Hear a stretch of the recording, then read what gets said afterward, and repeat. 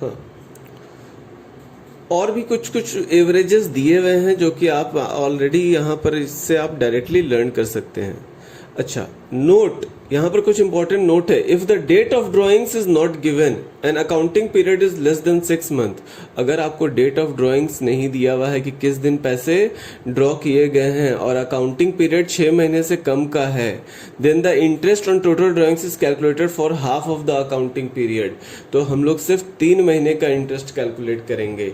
If the date of drawings is not given, date of drawings नहीं दिया हुआ है एंड अकाउंटिंग पीरियड भी 6 महीने से कम का है, क्वेश्चन में जो अकाउंटिंग पीरियड है वो भी 6 मंथ से कम का है, देन उस केस में आप इंटरेस्ट ऑन टोटल ड्राइंग्स कैसे कैलकुलेट करेंगे?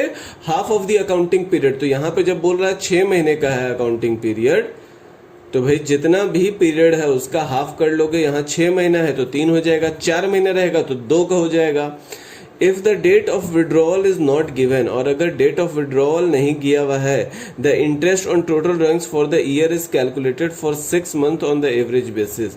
और मान लो कि अकाउंटिंग पीरियड नॉर्मल 1 साल का है, बट किस दिन ड्रॉ किया गया है, डेट ऑफ विड्रॉल नहीं दिया हुआ है, आपको पता ही नहीं चल रहा है कि बिगिनिंग ऑफ एवरी मंथ या मिडिल ऑफ एवरी मंथ या क्लोजिंग ऑफ एवरी मंथ या क्लोजिंग ऑफ एवरी क्वार्टर और एंड ऑफ एवरी 6 मंथ कब किया गया, कोई डेट नहीं समझ में आ रहा है, तो आपको कितने मंथ का वहां पर कैलकुलेट करना पड़ेगा? सिर्फ 6 मंथ का, ठीक है ना। एवरेज पीरियड आपका कितना बन जाएगा यहाँ पर? 6 मंथ। अच्छा, when the rate of interest is given without the word per annum, rate of interest तो दिया हुआ है, रेट ऑफ इंटरेस्ट दिया हुआ है, पर एनम नहीं लिखा हुआ है। जैसे 10% दिया हुआ है, पर नॉर्मली क्या लिखा रहता है? 10% पर एनम।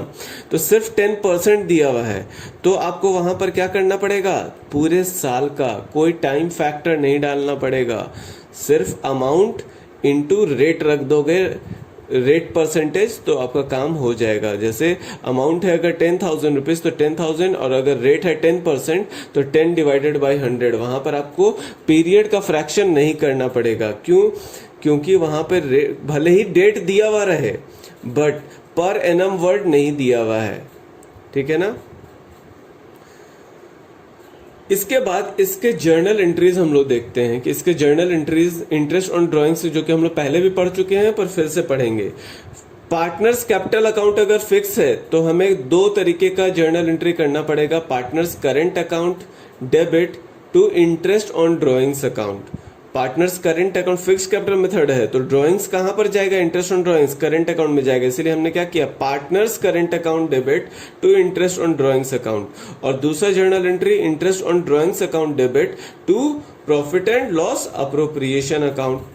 अगर फ्लक्चुएटिंग मेथड होगा तो उस केस में पार्टनर्स कैपिटल अकाउंट डेबिट हो जाएगा, यहाँ पे करंट अकाउंट से यहाँ पे कैपिटल अकाउंट हो जाएगा। अच्छा, टू इंटरेस्ट ऑन ड्राइंग्स ये सेम है, ठीक है, टू इंटरेस्ट ऑन ड्राइंग्स ही होगा, और फिर उसको प्रॉफिट एंड लॉस अप्रोप्रिएशन में ट्रांसफर किया जाएगा। ये वाला एंट्री भी बिल्कुल सेम है।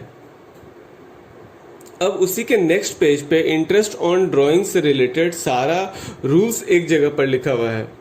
When the partner draw fixed sum in the beginning of every month, fixed sum है beginning of every month है तो एवरेज पीरियड आपको क्या लेना है? 6.5 month। When the partner draws a fixed sum at the end of every month, तो average period क्या लेना है? 5.5 month। When a partner draw a fixed sum in the middle of every month, तो interest के लिए आपको average period क्या लेना है?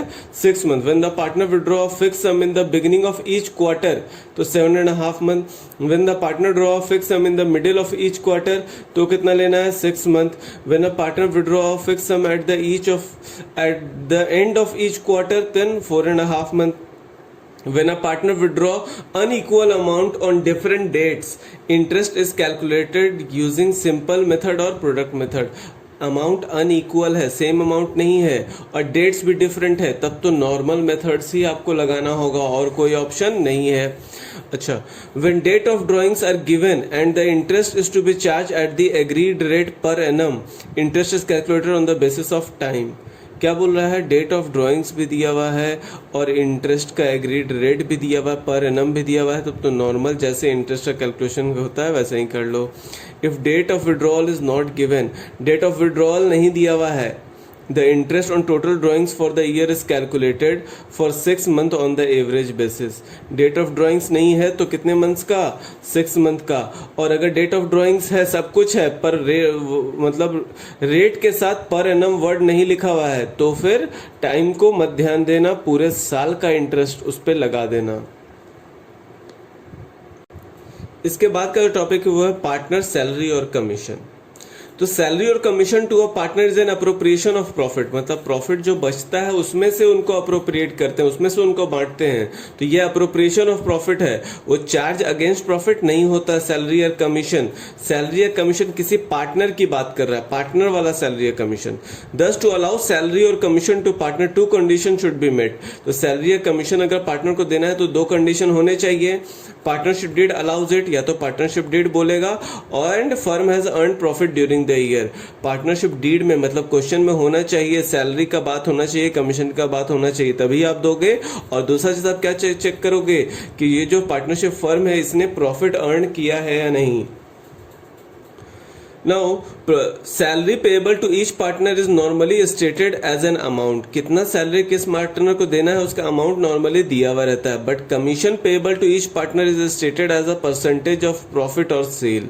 पर कमीशन के लिए परसेंटेज बोल देता है, कितना परसेंट कमीशन देना है, ठीक है ना। प्रॉफिट के ऊपर परसेंटेज लगेगा या सेल के ऊपर लगेगा। और उसमें 2 फॉर्मूला यूज होंगे जो पहले हम लोग नॉर्मल कमीशन वाले केस में यूज करते थे। उस यहाँ पर हमें किस चीज के ऊपर परसेंटेज लगाना है, percentage of net profit, net profit पर before charging such commission, percentage of net profit before charging such commission, या फिर percentage of net profit after charging such commission. वही पुराना बिफोर और आफ्टर वाला केस यहाँ पर भी लगाना होगा, वही पुराना बिफोर और आफ्टर वाला केस। और वही फॉर्मूला भी है जैसा पहले हुआ करता था। Percentage of net profit before charging commission अगर होगा तो भी आपको क्या चाहिए, नेट प्रॉफिट बिफोर कमीशन ही चाहिए इनटू रेट डिवाइडेड बाय 100। और अगर percentage of net profit after charging commission होगा तो भी आपको क्या चाहिए, net profit before commission into rate divided by 100 plus rate of commission, मतलब रेट डिवाइडेड बाय 100 और rate divided by 100 plus rate वाला बात आ गया। अच्छा, इसके लिए भी जो जर्नल एंट्रीज होती हैं वो क्या होंगी, तो पार्टनर सैलरी और कमीशन अकाउंट डेबिट हो जाएगा टू पार्टनर्स करंट अकाउंट। कब, पार्टनर सैलरी या कमीशन अकाउंट डेबिट होगा और उसके करंट अकाउंट में कब जाएगा, जब कैपिटल फिक्स है।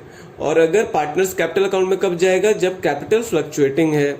अच्छा, और उसका क्लोजिंग एंट्री क्या होगा, सैलरी अलग से भी हो सकता है, कमीशन अलग से भी हो सकता है।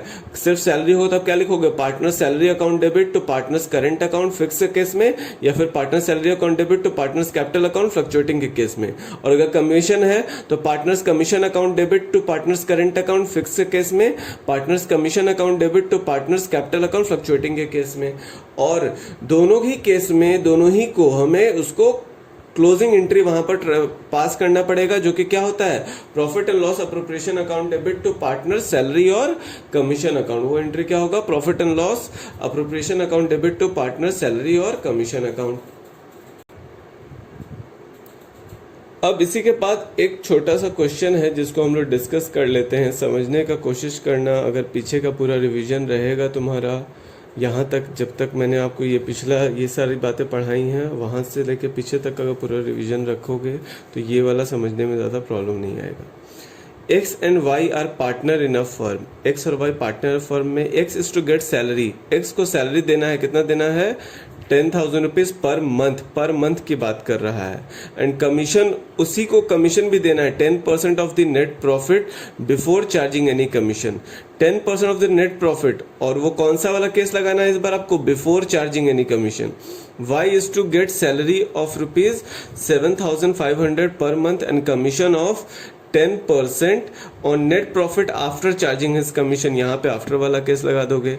Net profit for the year ended 31 March 2018 before charging any commission and salary, salary या कमीशन देने से पहले वाला प्रॉफिट बिफोर चार्जिंग है, तो आपको ये वाला अमाउंट तो चाहिए होगा कैलकुलेशन करने के लिए। सैलरी या कमीशन देने से पहले का प्रॉफिट हमारे पास कितना है, 3,30,000।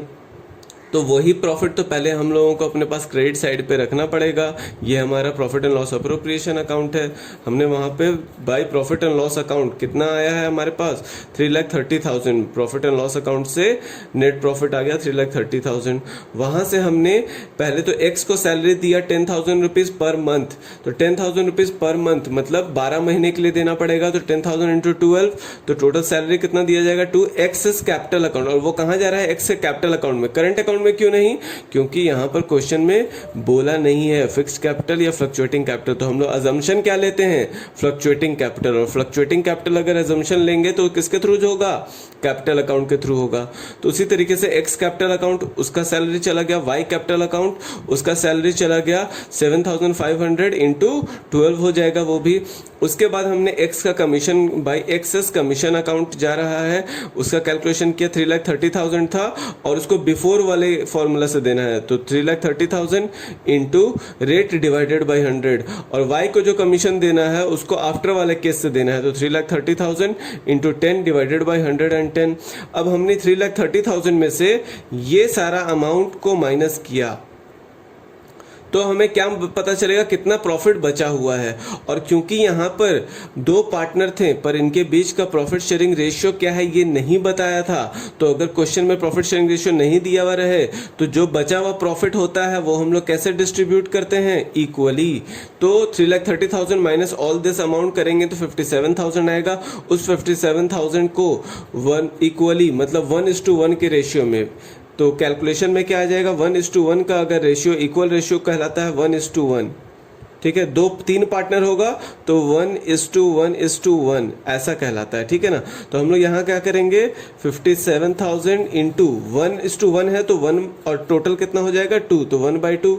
इसी तरीके से 57,000 इंटू 1 डिवाइडेड बाई 2 तो ये टोटल आ गया। यहाँ पर हमारा ये वाला क्वेश्चन कंप्लीट हो। इसके आगे हम लोग कुछ और क्वेश्चंस भी करेंगे पर इससे पहले आप लोगों को कुछ चीज़ें करनी होगी। Interest on capital, interest on drawings, in salary, commission, उससे रिलेटेड जर्नल एंट्रीज, उसका कैलकुलेशन, या फिर इंटरेस्ट ऑन पार्टनर्स लोन या फिर रेंट वाला जो पार्ट था यहाँ तक अच्छे से कवर करके रखना। इसके बाद वाला जो आप लोग को वीडियो मिलेगा उसमें कुछ और अच्छे क्वेश्चंस हम लोग कवर करेंगे। इसके लिए आपको पीछे का नॉलेज होना चाहिए ताकि आप आगे समझ पाएँ, क्योंकि बहुत ज़्यादा एक्सप्लेनेशन मैं वैसे भी नहीं कर सकता हूँ। तो आपको मेहनत ज़्यादा है, यहाँ पे आपको करना पड़ेगा, कोई और ऑप्शन नहीं है। Thank you so much for this time.